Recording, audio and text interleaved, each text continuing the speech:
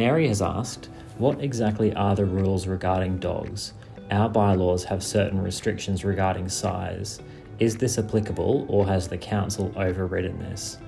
Okay, so this particular Mary I know lives in a building which is in the Gold Coast City Council area. So the body corporate bylaws in relation to pets, the rules governing those have not changed recently. So there was a recent change to the way pets work for rental properties and rental tenancies. That topic we have covered in a previous webinar and have also got some articles on that topic. So this question is not about that. This is about whether the body corporate bylaws can restrict or put restrictions or regulations on the number and type of pets that can live in a body corporate complex. My answer to that is that the bylaws can continue to regulate the size and the number of animals as long as those regulations are reasonable. So most existing bodies corporate in Queensland have a bylaw that says a resident cannot have a pet unless that pet has been approved by the body corporate in advance. This is what creates the requirement for nearly all bodies corporate for a person to apply to the committee for approval, wait for approval, and then only after that approval has been obtained, bring their pet into the complex.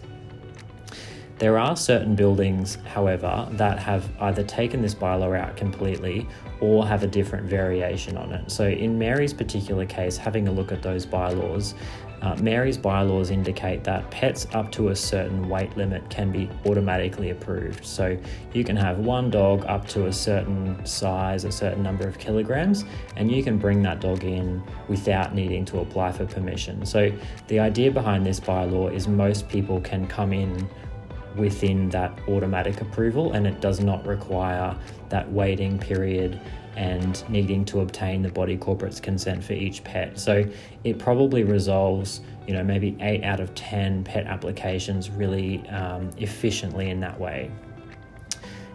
Over that certain weight limit, the bylaw doesn't say you can't have those bigger pets or more than one pet. It just requires the approval process be undertaken if it is either a really big dog or 2 dogs or a dog and a cat or some sort of variation that's beyond the pre-approved pet type. So in that particular case, the body corporate would still need to be reasonable when it's considering an application. So if you're bringing in, you might have one person with one poodle and that gets pre-approved automatically, and then you might have a second resident who has a poodle and a Labrador.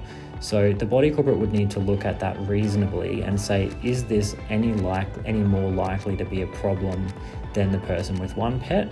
Are there any reasons why the body corporate would be able to say no to this application? And if there aren't any reasons why the body corporate should say no, then the default is that the body corporate should say yes. So it's very unusual for a body corporate to have a good reason to refuse a pet application.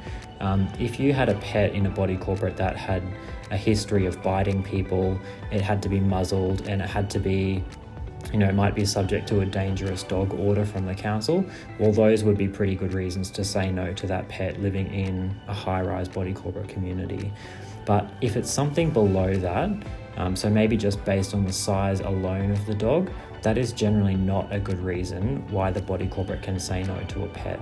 So in effect, the body corporate says yes to nearly all pets with conditions, and then it's up to the owner of the pet, so the resident in the body corporate, to make sure that they comply with those conditions. So if the body corporate is in a certain council area that has a maximum number or maximum type of pets, the body corporate should generally be consistent with that local council guideline. So some local council areas only allow residents to have one dog unless they have a special license from the council. So in that case, it would be reasonable for the body corporate to say, you can only have one dog in our community within that council area, unless you show us your evidence from the local council that you've got the particular type of license which allows you to keep more than one pet.